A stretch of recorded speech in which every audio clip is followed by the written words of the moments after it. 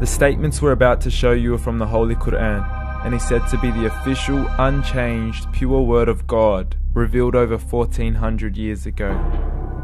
Claiming to be the word of God is a heavy statement, and without proof, or if a single contradiction is found within the book, the apparent word of God will be proven false. So without further ado, let's put the book to the test. In the 23rd chapter, titled The Believers, from the 12th to the 14th verses, God is said to give a detailed description of how the human being is formed. It begins by saying, "We then placed him as a sperm drop in a place of settlement, firmly fixed. Then we made the drop into a alaqa." We will translate this word very soon. "And then we changed the alaqa into a lump.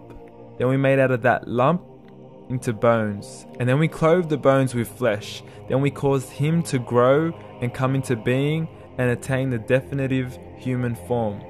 In the 21st century, we can now safely say that this verse is clearly describing the process of human development in correct chronological order.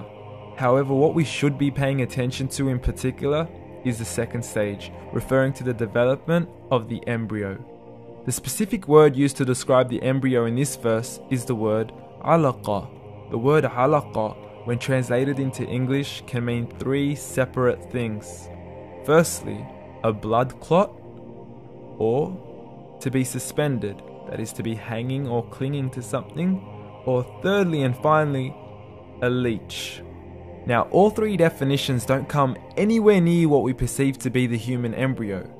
So, why are these words used, and what significance do they share with the human embryo? Can the embryo be described as a blood clot? Well, what do you think? In the third week of embryonic development, a tubular heart joins with the blood vessels to form a primordial cardiovascular system, and by the end of the third week, the blood is circulating and the heart begins to beat on day 21. The first thing that comes to mind in regards to being suspended or hanging is the umbilical cord. But we can't use that example because we are simply referring to step 2, before the baby has even formed. But we now know today that the umbilical cord is formed from the connecting stalk. And the connecting stalk is formed as soon as the embryo is formed. The embryo's connecting stalk has even been described by John Allen and Beverly Kramer as an object to suspend the developing embryo in the extra-embryonic column. So an embryo is suspended and does have a strong resemblance with the blood clot. What on earth would an embryo have to do with a leech? Figure A shows the structure of an embryo at 25 days. Figure B shows a leech. Now please note once again that the embryo in this stage is no greater than the size of a kernel of wheat. This is an X-ray of the embryo at 22 days. This is the internal structure of a leech. It's mind-blowing stuff, but you still haven't seen anything yet. This is the head of the embryo at 22 days. The detail you are seeing right now is absolutely impossible to be seen with the human eye and can only be seen with a microscope. This is the back end of a leech.